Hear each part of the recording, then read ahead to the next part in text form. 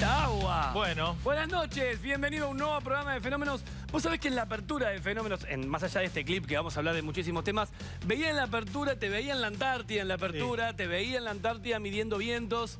Y qué cosa que hoy vamos a hablar justamente de ese preciso lugar donde estuviste vos y donde se halló, obviamente, algo que hace 107 años ocurrió en la zona. Hizo un barco. Tremenda historia que vamos a intentar contarles. Tenemos especialistas, historiadores, arquitectos que saben de patrimonio culturales y el barco que encontraron en la Antártida hace esta semana, digamos, pero en términos comparativos sucedió hace muchos años, por eso digo, es muy reciente. Es realmente revivir una historia increíble que te queremos contar de nuevo acá en Fenómenos. Tremendo, pero tenemos que empezar con el pronóstico del tiempo como hacemos siempre. Exacto. Vamos a ver la imagen para ver las no nubes. Pero tenemos que mostrar una vez despejado el cielo. La imagen de satélite les va a mostrar que no hay prácticamente nubes sobre Buenos Aires.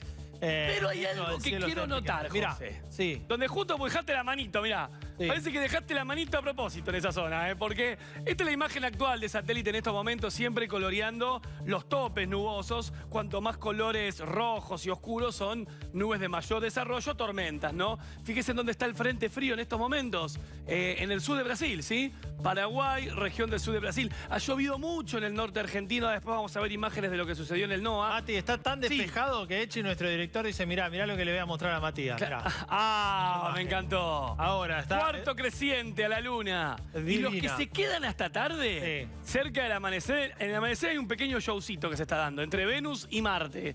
¿Cómo brilla Venus? Es tremendo. Tremendo. Impresionante la cantidad de fotos que nos mandan diciendo que es ese punto que brilla tanto. Yo lo veo toda la mañana. A mí me asombró también. Y al lado está Marte, que se están viendo juntitos. Pero 4 o 5 de la mañana ya se recontravé. Recontra. Sí, recontra. Antes de las 4, sí. Pero te decía, José acá dejó justo la manito, mirá, del mouse. Acá. ¿Por qué es importante esto? ¿Por qué? Porque miren cómo se ve parte de nubosidad poco desarrollado, ¿no? Se ve como una mancha gris que se mueve de sur a norte, ¿no? ¿Saben qué es esto? Entrada de aire frío. ¿Y por qué digo esto?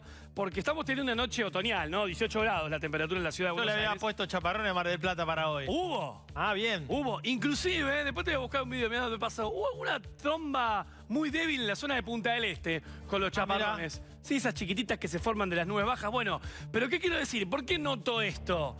El futuro es esto, ¿eh? A ver.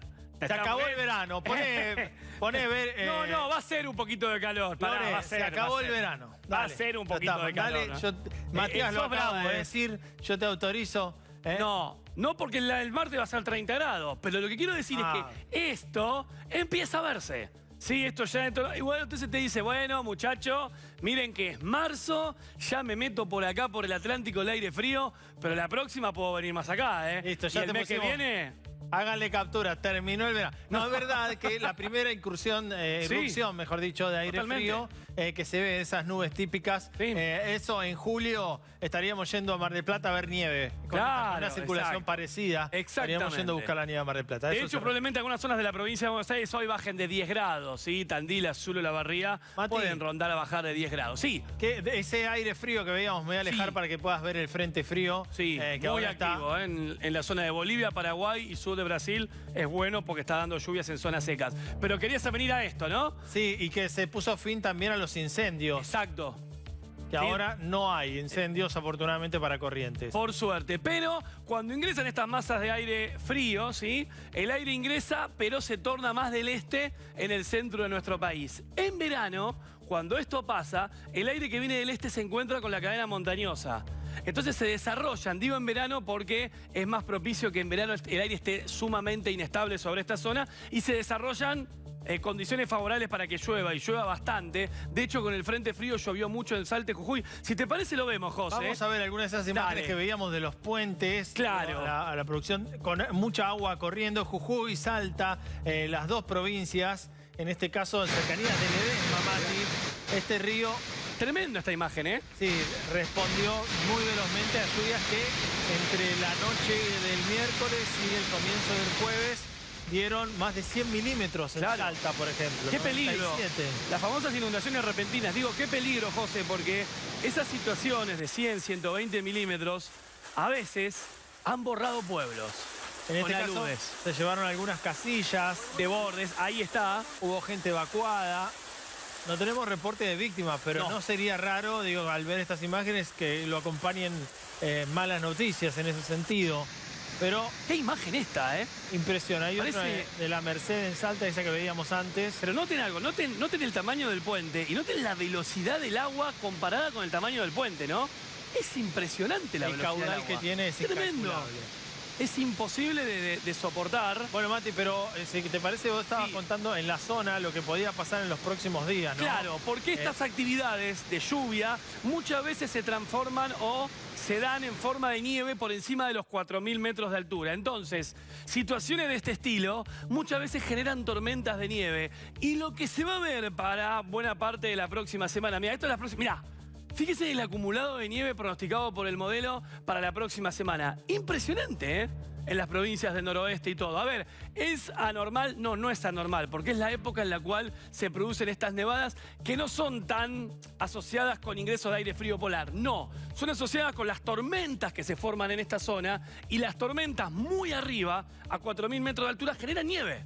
¿Sí? Entonces, ¿qué me está diciendo esto? Que toda esta zona va a tener mayor actividad que lo normal. Entonces, imágenes como la que vimos recién, tal vez de ríos bajando con mucho caudal, vuelvan a repetirse esta semana. Así que el NOAA va Es a para tener ir que a estar atento buscar a la situación esa. una puna nevada, una puna que va a quedar nevada realmente con gran cantidad de tormentas esta semana. Qué Así que cerca a ténganlo en Tucumán cuenta. le llegan las ¿Viste? lluvias. De Tafí. Y Esto es el nieve. nevado de Conquija. Claro. Es al oeste de Tafí, los nevados de la Conquija, que son los que están a 5.500, 5.800 metros, suelen también tener nieve.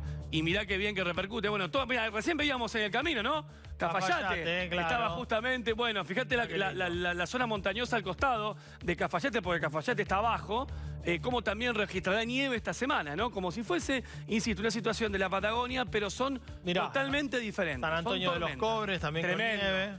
Bueno, seguramente el paso Jama estará en complicaciones y cerrado, obviamente. Mati. Es un paso a 4.000 metros de altura. Sí, José. ¿Querés que repasemos rápidamente Me la encantaría. placa? Me vinieron Sí. a visitar. Sí, te ve que pasó algo por delante tuyo. Un plato volador. Menos mal que no estaba ponchado, porque se me paró en la nariz. No, es una cosa de- Bueno, señores, vamos a viajar por la Argentina como Vámonos siempre lo más. hacemos. Y mientras, ya tenemos a nuestro experto en geografía para que nos cuente el conflicto armado, pero explicado desde la geografía. Sí. De cómo el mundo puede verse impactado no solamente por los misiles, sino también por los descalabros que se generan en la falta, por ejemplo, de algunos suministros y algunos recursos naturales que solo están, o que en su mayoría están, sobre Ucrania. Bueno, eso vamos a hablar en instante nada más. Pero ahora recorremos la Argentina. La Patagonia, con cierta calma, estará inestable para Ushuaia. Y en el resto de la región, tiempo bueno. Veníamos de un sistema de baja presión, Mati, que se dio en las últimas horas. Muy violento. Importante, un sistema de baja ¿Querés presión. que lo veamos un toquecito? Sí, dale, si querés lo repasamos. Así teníamos hace un rato la imagen de satélite hace días atrás, ¿no más? Venite que vamos a verlo porque es para explicarlo a la gente. Eso es un minutito que le damos. Sí, le damos enseñanza, obviamente, lo que tiene que ver con el sistema de baja presión que estaba marcando José en la semana. Cualquiera que lo vea, Mati, la imagen que vos te estás viendo, va a decir, Mirá un esto, huracán. Mirá, me arrodillo acá. Mirá lo que es esto. Las nubes totalmente en forma circular, enroscándose. Acá están las Islas Malvinas, la Patagonia. Y este fue el sistema de baja presión muy profundo que generó intensos vientos en la zona de Islas Malvinas y también en la Patagonia, con muchísima lluvia. Lo que llovió en la cordillera cuando pasó este sistema. Lluvias increíbles para esta época del año que han salvado, te digo, José, la situación del problema de la seca del invierno. Claro. Lo que ha llovido en febrero y lo que va de marzo en la Patagonia es llamativo, mínimo es llamativo. Bueno, el sistema se movió hacia el Atlántico, fue el que extendió el frente frío, ¿ven? Acá iban avanzando las tormentas En hacia el ese norte. momento estaba diluviando en Salta, en Jujuy. Muy bien, sabés que se me escapaba. Perfecto, José. Acá estaba, ¿ven? Todo el mal tiempo en Salta y Jujuy generado por el frente frío que extiende este notable sistema de baja presión que generó mucho viento. Que no es un huracán. No, se llama extratropical, fuera justamente de los trópicos. Nada, se lo quería mostrar porque la verdad fue muy pintoresco y muy fuerte. Si te parece, seguimos con el pronóstico. Dale, vamos. Sigamos entonces, Dale. dejamos la Patagonia atrás y nos vamos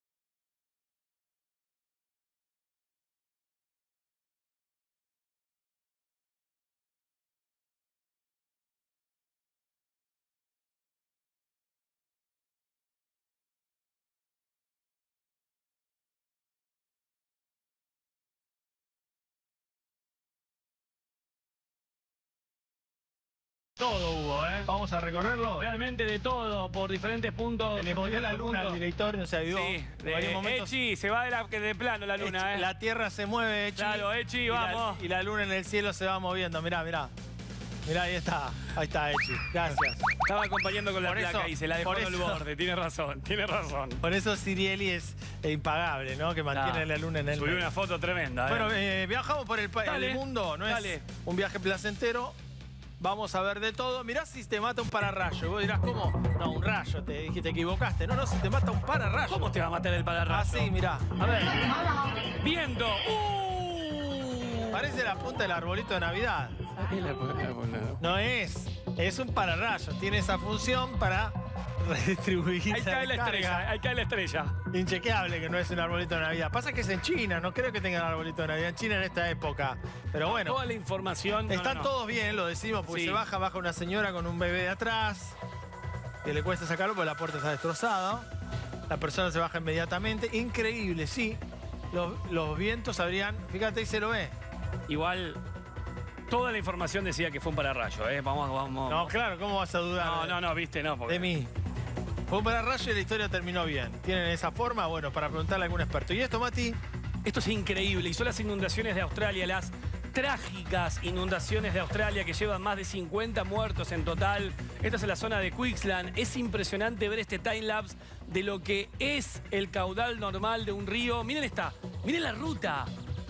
Son metros, ¿sí? En donde colapsa literalmente la zona debido a las intensísimas lluvias que en algunos casos son las peores en 100 años y que incluyen el estado de Nueva Gales del Sur, ¿no? Y siempre digo esto, el estado de Nueva Gales del Sur fue el más afectado por los incendios hace 2 años. ¿Cómo en 1 o 2 años te puede variar de una situación tan extrema de sequía con incendios violentos, destructivos, dramáticos y que pusieron en extinción a muchísimas especies, a 2 años después tener esto, con los campos, las rutas y los ríos totalmente colapsados de agua debido a un exceso enorme de lluvias? Y créanos, el fenómeno de la Niña es muy responsable de toda esta situación porque justamente en esta región del planeta incrementa la humedad y por ende las lluvias. Seguimos con los fenómenos de la semana, lo que estuvo pasando en el planeta, las inundaciones, más de 22 muertos, ¿no? Pero también hubo oleada en los Estados Unidos, ¡Apa! se despertó la temporada Empieza la situación. y lamentablemente hay que hablar, en principio se hablaba de 7 muertos, pero había desaparecidos, con lo cual ese número puede crecer. Nos vamos para los Estados Unidos a ver los tornados. Dejamos parte de lo que también dejó la lluvia. Sí, las inundaciones en la zona, sí. Y qué loco, ¿no? Porque al mismo tiempo, mientras que allá vamos a observar... Eso es lo que no hay que hacer, pero bueno, se estaba yendo del auto, ¿no? Encima tenías Ahí está, mirá. Tremendas imágenes, varios F4. Sí, estado de Iowa, en la ciudad de Des Moines fue la más afectada. Ahí terminamos nuestra cacería de tormenta, Des Moines, justamente. Exactamente. Ahí estaba Reed aquella vez, seguramente esta vez también nos estuvo siguiendo. Hablamos de Reed Timer, el cazador de tornados número 1, que ha encontrado seguramente destrucción total, porque un F4 te deja solo las paredes, si son de material, si no tampoco. Hay que destacar que en esta época del año la superhumedad tropical del Golfo de México empieza a avanzar hacia el continente, producto del avance de la primavera, y choca contra el aire ártico sumamente seco y frío proveniente de Canadá.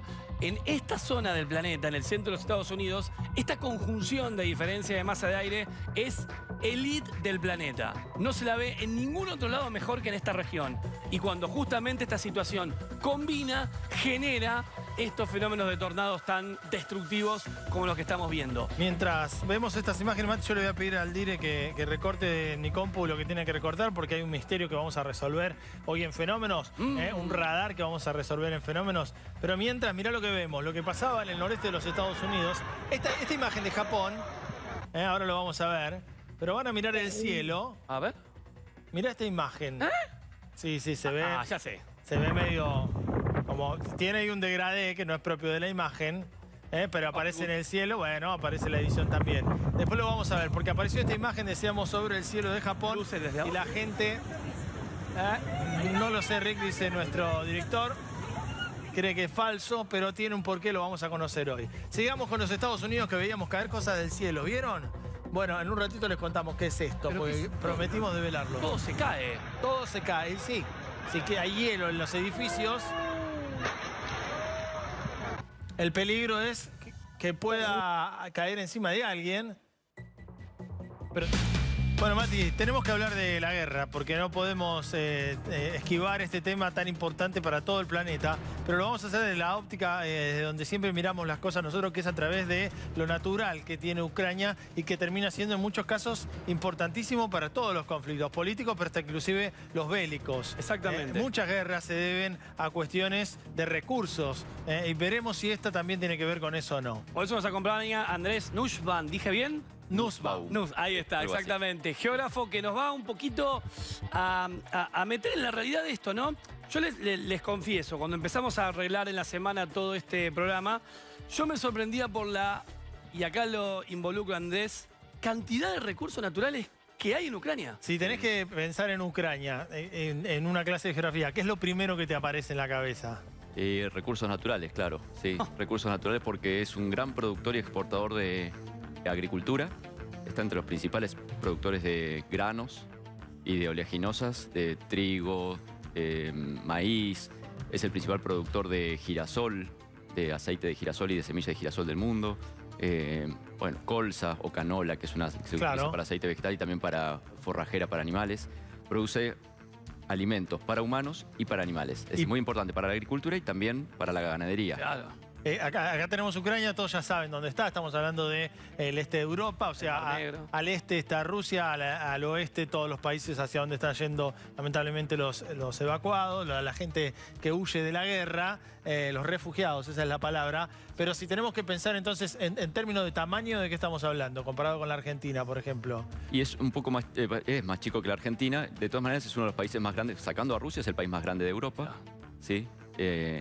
Y como te decía, muy importante productivamente, además de los recursos agrícolas, tiene recursos mineros muy importantes, ¿sí? Y combustibles también. A pesar de que depende de combustibles provenientes de afuera, principalmente de Rusia, también tiene una gran producción de minería. Distribuidos, perdón, José, ¿distribuidos parejos? No, Ah, no. Esta es la zona de la gran llanura de Europa Oriental, que tiene suelos que se llaman Chernozem, ajá. que tienen altísima materia orgánica, son suelos negros, con una particularidad. Son comparables a los de la llanura pampeana argentina y a la llanura del Mississippi.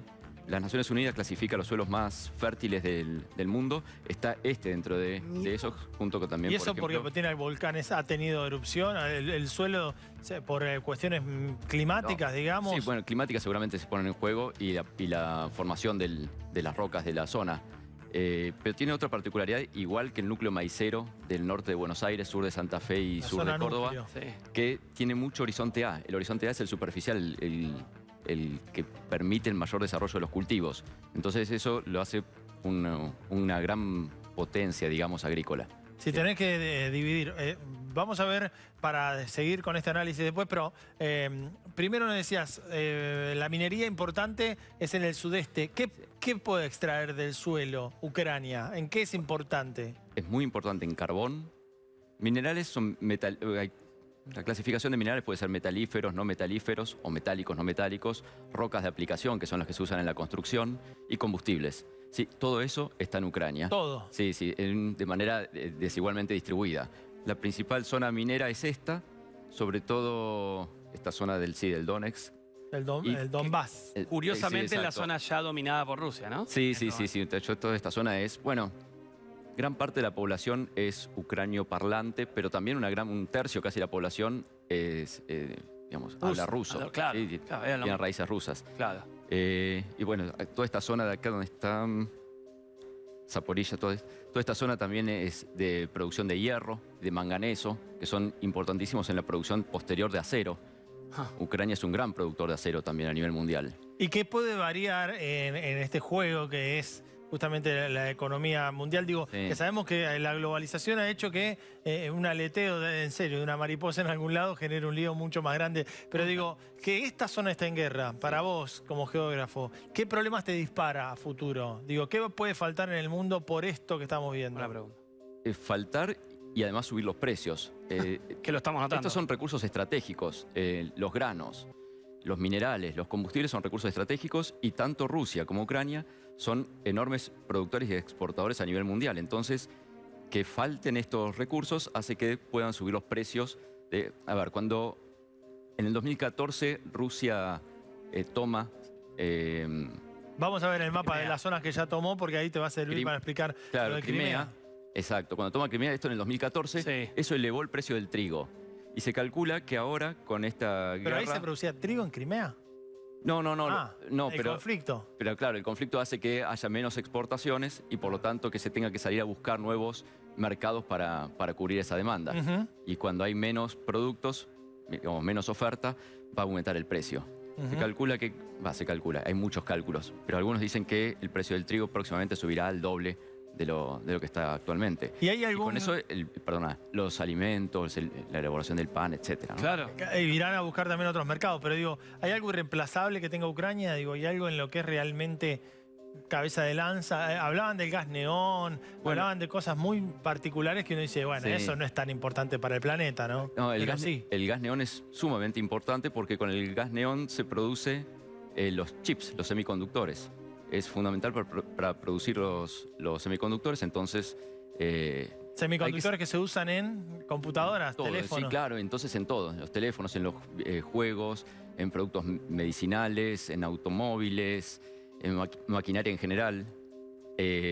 Bueno, entonces eso tiene una importancia.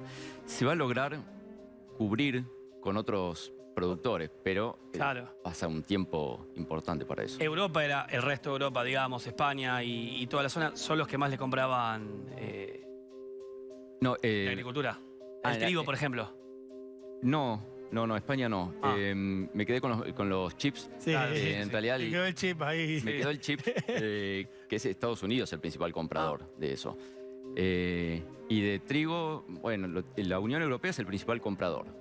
El principal socio de Ucrania es la Unión Europea, tanto en las exportaciones como en las importaciones. Ahora, vos como Ahí, geógrafo, ves este mapa, ¿no? Que vamos a ver.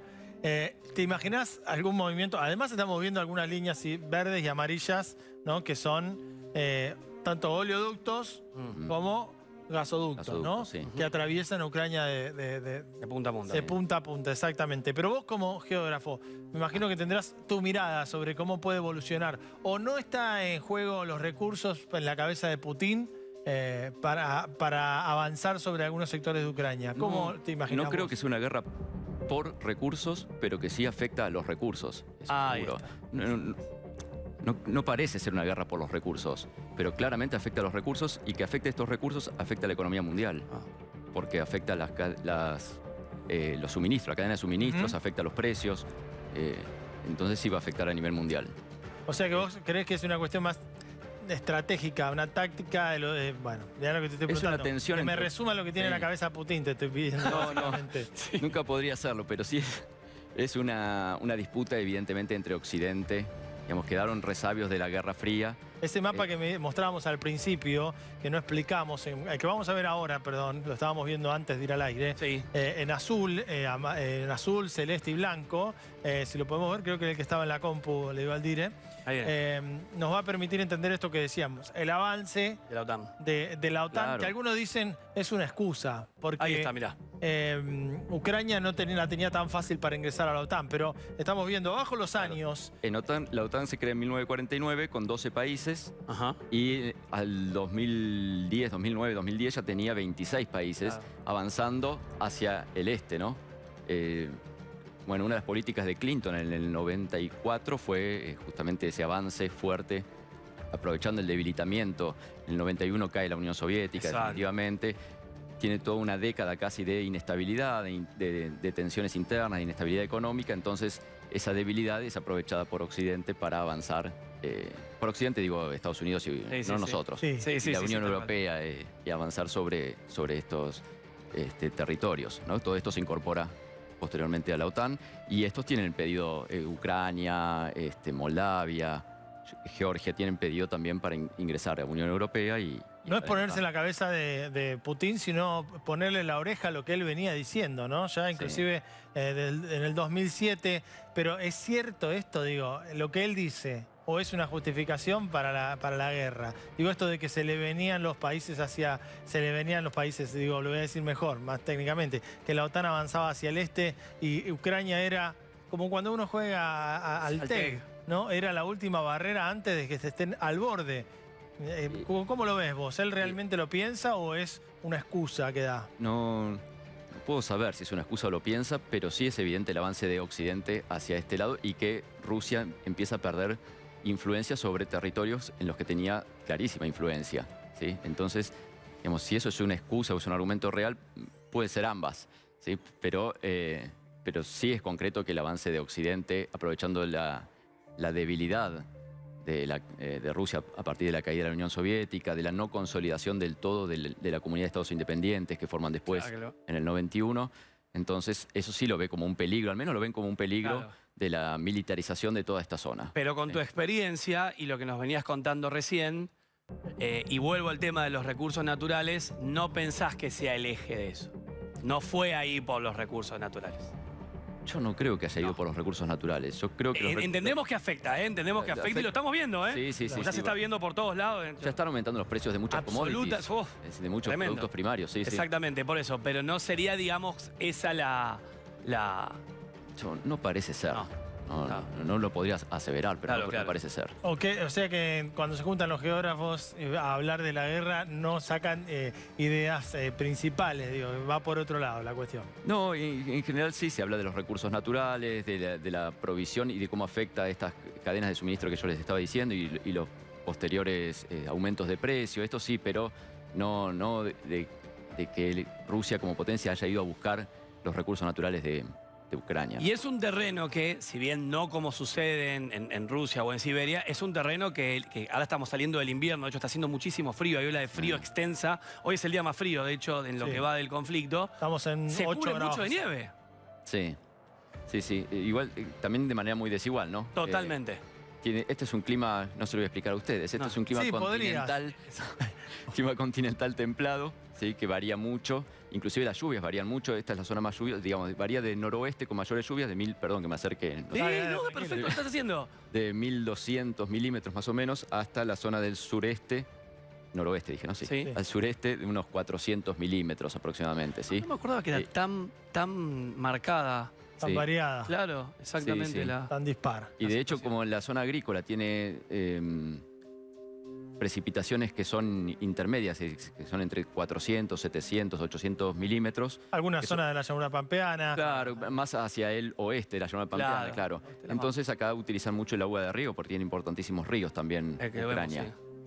O sea que se parece bastante a la Argentina, digamos, tanto en los milímetros, porque ahí tenés de los 1200 hasta algunos sectores del norte de la Patagonia con 300, 400 milímetros. Como vete de Buenos Aires a Mendoza, ponele. Claro. A la Argentina se parecen muchas cosas, en la cantidad de población, en las crisis que tuvo de caída ellos en el 98, nosotros en el 2001, pero... Pero tenemos una ventaja, no estamos viviendo ni entre Rusia ni Europa, ¿no? No, este es un polvorín y si vamos a la zona del Cáucaso también, y acá de este lado, perdón, acá está Transnistria, sí, que también es una zona de conflicto bastante importante. Así que es una zona así... No lo explicamos, pero las 3 rayitas que se ven son diferentes culturas directamente, ¿no? Estamos hablando de minorías, le han puesto ahí, pero es una mezcla realmente llamativa, ¿no? Sí. Ucranianos, búlgaros, tártaros, polacos, húngaros, rusos, rumanos, todos bajo o dentro de una línea punteada. Sí, exacto, pero con una gran mayoría, casi 2/3 ucraniano, es un 60%, un 20 y pico % ruso y el resto, si le esas minorías. ¿Te imaginas cómo puede terminar esto? No. En una división del país, Rusia... No, división del país no creo. No creo que le interese a Rusia tampoco dividir Ucrania, pero no me imagino ni siquiera cuánto va a durar esto, si va a haber... Porque están negociando autoridades importantes de cada uno de los países, con una injerencia bastante difícil para Estados Unidos, para China, con actores incómodos también. La Unión Europea, que depende muchísimo de Rusia, pero por otro lado está enfrentado a través de la OTAN, entonces es un escenario muy complejo que es muy difícil de ver. Que donde alguien mueve una ficha Claro, claro. de Alemania, bueno, no nos vamos a meter no. en el conflicto. No lo Nosotros anuncies, por la queríamos hablar de No, pero es los interesante recursos naturales. porque a través de este programa, a través de Fenómenos, hemos entendido lo rico que es esta zona, ¿sí? Uno lo veía de lejos, yo insisto, no, lo hemos visto climáticamente también, pero no lo recordaba tan rico y bueno, y lo estamos viendo a nivel mundial ahora en los... Y a nosotros las guerras mundiales nos generó un viento a favor, ¿no? Muchas veces Sí, acá no siendo sabemos tampoco. exportador Claro. de productos. Como nosotros somos competidores, si sube el precio del trigo, del maíz, y somos grandes productores de eso, también nos puede beneficiar en eso. Pero la contraparte es que también aumenta el precio del petróleo y por lo tanto de la nafta, que está en todos los productos. Aumenta el costo de los semiconductores o los chips, que están también en todos los Ahora los te pregunto productos. algo. Si para algunos países la guerra es lo peor de lo peor, ¿no? Es el peor estadio en el que puede estar un país. Para otros les da ventajas. ¿Vos creés que esta puede ser una ventaja para inclusive, por ejemplo, potenciar la extracción de petróleo de vaca muerta, generar desarrollar otro tipo de energía, estando el mundo ávido de nutrirse de las cosas que Ucrania no les puede dar por el estado en el que está? Sí, por infraestructura, por todo lo que sí seguro, estamos en condiciones de aportar más alimentos, más granos, más oleaginosas y más cereales. Para lo otro ya hace falta un nivel de inversión, hace falta una reconversión y desarrollo que va a llevar más tiempo y no sabemos tampoco ni cuánto va a durar ni cuánto va a afectar esto. Podríamos en cuánto intentarlo. tiempo. Y qué pena Sí, bueno, sí. Qué pena que Argentina, hablando de eso, tuvo una seca muy fuerte, ¿eh? Sí. Pero bueno, se hablaban de pérdidas, pero bueno, creció tanto el precio de la soja últimamente que están los valores del 2006. Del 2006 que, está a punto de que superarlo. reemplazó toda la pérdida que se esperaba producto de la seca. O sea, no Claro. se va a notar, pero qué increíble digo que si la cosecha que estamos teniendo ahora, que se está empezando a producir ahora, hubiese sido buena, ahí hubiese tenido una enorme ventaja. Pero todos los commodities que ellos producen, ellos y Rusia, Ucrania y Rusia, como suben el precio, aparentemente va a seguir subiendo el precio por la escasez. En ese sentido, Argentina sí se ve beneficiado porque también es gran productor de trigo, está entre los primeros productores del mundo. De trigo, también de maíz, bueno, reemplazo con soja. Cuando se trata de forrajes, es decir, de cultivos para la alimentación del ganado, el mundo reemplazará unos cultivos por otros. Ahí va. Te queremos agradecer, porque nos has enseñado. Además, una nueva cosa más que un fenómeno. El señor ha sido recomendado por un amigo de la casa como es Andrés Folguera, así que sabíamos que nos iba a enseñar muchas cosas como él hace cada vez que el geólogo que siempre consultamos en Fenómenos. Así que gracias. La mirada de un geógrafo por primera vez. Tardamos mucho. Me parece que nunca tuvimos un geógrafo. No, es verdad. Me parece que es la primera vez. Bueno, es verdad, es verdad. Muchas gracias, Andrés. Gracias, Andrés. De nada. Gracias. Muchas Bueno, ¿radar? Sí, a ver. ¿Qué radar? A ver. Vamos a ver, ¿por qué? Que eligió la producción, dice. Agarrate. Vamos a explicarle a la gente que la producción duda de cualquier cosa, ¿no? Sí, tal cual. Ah, no, yo no puedo creer cómo me dudan de esto. Dudan de... Espérenlo, dice ahora. No, lo que dudo es el grito. Sí, lo acaba de poner la producción. Lo puso la producción. No, Dani, lo pusiste vos, el grito. Dale, pero ¿por qué no puede ocurrir el rayo ahí? No entiendo por qué no. De hecho, ocurrió el rayo justamente en esa zona. No tengo duda, Mati, Fue si lo trajiste vos. impresionante. Esto sucedió en las tormentas de la costa de Australia y son un ejemplo tremendo de cómo puede darse la actividad eléctrica y lo peligrosa que puede ser justamente la actividad eléctrica cuando uno está a la intemperie y cuando uno justamente está sometido a la acción de los rayos. Así que, por suerte, no pasó nada, José, pero... fue bravo. Che, estaba viendo en la pantalla 17 grados, ¿eh? Sí, ¿qué queda? La noche más... Mientras que es el más frío por allá, acá también es la noche más otoñal, ¿eh? Y se va Estamos poniendo teniendo, fresquito, se va poniendo fresquito. Bueno, señores, tenemos otra noticia para contarles. Esta historia, yo quiero que ahora agarren un Fue noticia en la semana, en realidad. Claro, agarren un cafecito, lo que viene, y escuchen esto porque... Había yo estoy pinos. asombrado, ¿eh? Había pinos ahí. Pero encontraron al Endurance. Vos dirás... ¿Qué significa para mí esto? Bueno, depende. Si te gusta el planeta, es muy importante. ¿Por qué? Porque cuando todavía no se conocían los rincones de nuestro planeta, ir a la Antártida era una aventura tan importante como ir a la Luna, como después fue llegar a un lugar donde el hombre nunca había llegado. Este continente, que es el más alto de todos los continentes que hay en el planeta. ¿Por qué? Porque ustedes por ahí lo piensan y dicen, es de hielo. Sí, sí, es de hielo, pero son montañas. Claro, en promedio macizo. tienen 3.000 metros de altura. Son impresionantes, realmente. Bueno, allá por fines del siglo XIX, comienzos del siglo XX, estamos hablando de 1900, había algunos locos que intentaban llevar más allá, correr las fronteras de lo conocido, pisar lugares increíbles como para ellos era la Antártida. Claro, Australia había sido el último descubrimiento, hasta que alguien, y se comentaba como leyenda, hay algo más hacia el sur, hay un continente más hacia el sur. Y empezaron las avanzadas. Locos, decíamos, en algunos casos bancados. Ustedes se acuerdan de Colón, por ejemplo. Bueno, piensen en algo parecido. Era un nuevo continente por descubrir. Y empezaron a hacer viajes. ¿Qué se intentó? Bueno, como primera meta, y se logró, ya por 1904, llegar al polo. Lo lograron. Después de Scott vino otro y llegó hasta el polo. Pero cuando eso... Había que llegar hace 100 años al polo. Imagínense, con perros, con trineos y nada más. Es tremendo. ¿No? Y estamos hablando de que quien estuvo muy cerca en una de las excursiones previas a que después lo lograsen fue Ernest Shackleton. Shackleton es el que llevó al frente la expedición del Endurance, el barco que encontraron ahora. ¿Por qué se hundió el barco? ¿Cuál fue la historia? ¿Qué querían hacer? Él lo que intentaría, allá por 1914, cuando salió, fue desde las Islas Georgias del sur llegar hasta la costa de la Antártida y dejar ahí el buque con las 22 personas que lo habían acompañado, bajarse y hacer una caminata por el continente blanco para salir del otro lado, digamos, y ser esperado por otro buque que lo llevaría a casa de nuevo. Qué locura para hace 107 años hacer eso, ¿no? Impensado, impensado Pensá que completamente. en el GPS no hay nada, no. Nada, absolutamente nada. Ahora van a ver lo que pasó y por qué esto se volvió una proeza.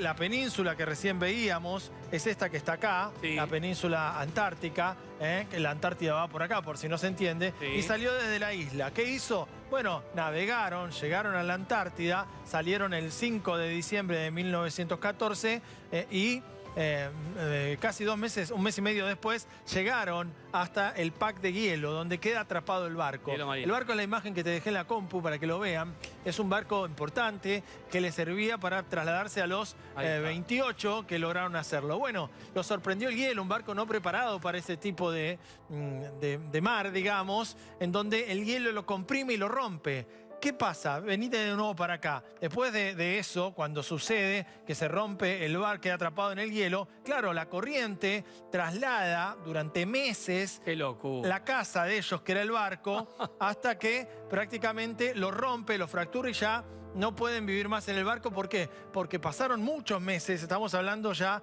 de abril de 1916, donde lo que hacen es, se les derretía el suelo, el barco se terminó de romper, se hundió, las temperaturas se habían elevado nuevamente, y ellos decidieron agarrar un barquito salvavidas, un botecito, y intentar navegar con la corriente a favor para volver a esa pequeña isla donde habían salido. Yo no lo puedo creer. Esa última excursión la intentaron hacer 6 hombres, en la que estaba Shackleton, este loco increíble que se animó a hacer este desafío de cruzar la Antártida. No le salió, pero volvió con las 27 personas que lo acompañaban Maravilloso. a salvo. Casi, ¿cuánto? Casi 20 meses después de que salieron y estuvieron girando por la Antártida, viviendo arriba de un barco que estaba enterrado en el medio del hielo. Y así lo contaba uno de los expertos en patrimonios arquitectónicos de la humanidad. Porque es un barco, pero no es solamente un barco.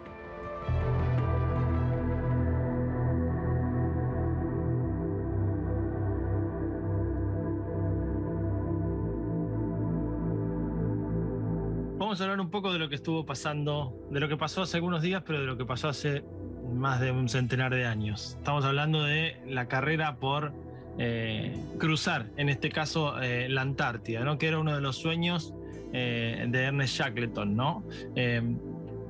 ¿Nos puedes resumir para los que no tienen ninguna idea de cuál era la aventura de Shackleton? Desde prácticamente la segunda década del siglo XIX, comienza una desesperación particularmente europea por encontrar ese último continente incógnito. Por tanto, lo que tenés ahí es que Shackleton es el último tercio de esa carrera, donde incluso el polo ya fue alcanzado. Los noruegos lo consiguen a principios de la segunda década del siglo XX. Y en parte de esa carrera, Scott, Shackleton y el resto la pierde. Es verdad que en lo que hace a la pérdida del Endurance es en una expedición que lo que ahora sí, conociendo el continente, sabiendo dónde está, conociendo el polo sur, pero ojo, conociendo también el polo norte, esta carrera se potencia cuando el Ártico es mapeado y navegado.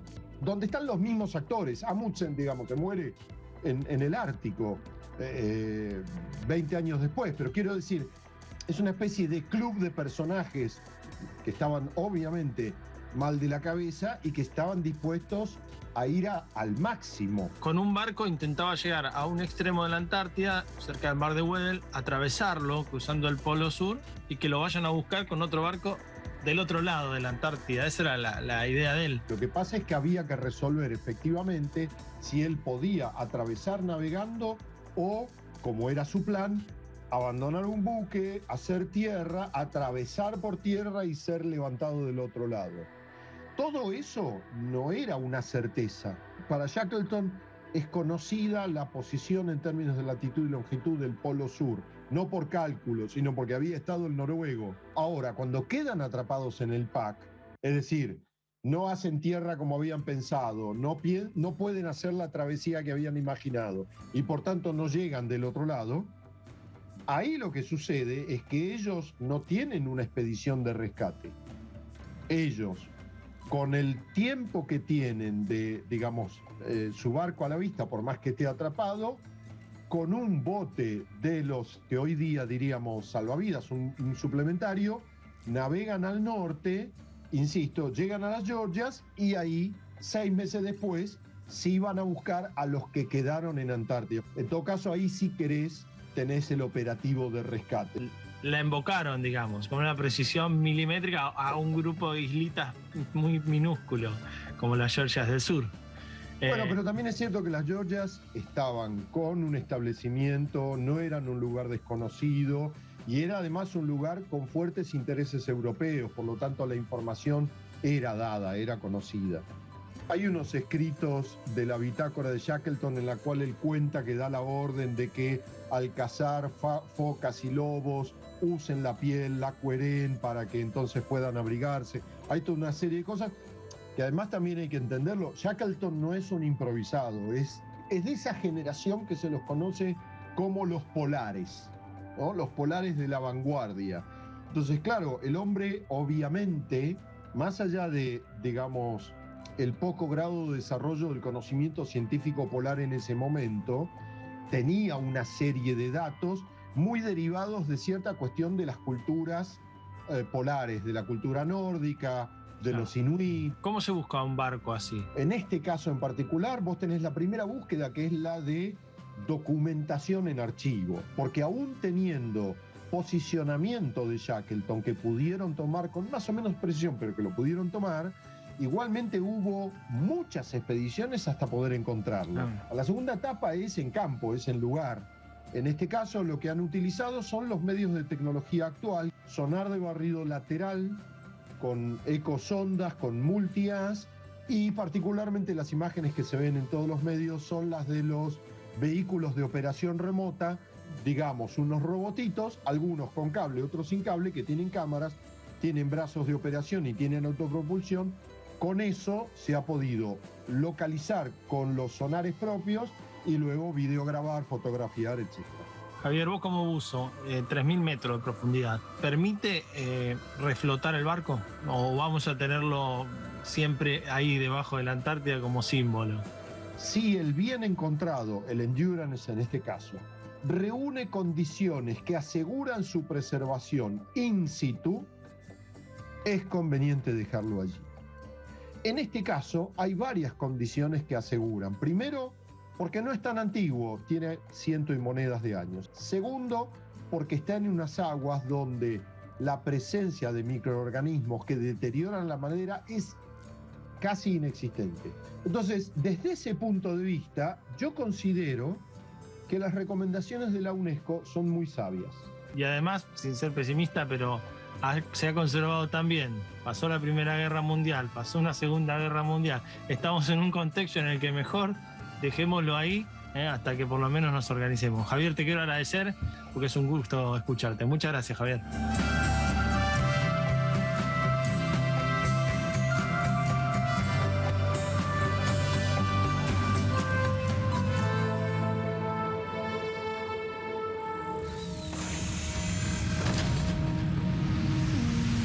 Nissan Frontier, diseñada para ser más. 12 de la noche, gracias Galimberti, como siempre, por los sanguchitos y las cosas ricas. Las empanadas. Las mejores empanadas. De mi gusto, Sergito, te mando un beso grande. Nos vemos la semana que viene. Gracias a todos y nos vemos el viernes que viene porque la Tierra siempre está en movimiento. Chao. Y entonces, ¡a correr! ¡Uy, casi me pega!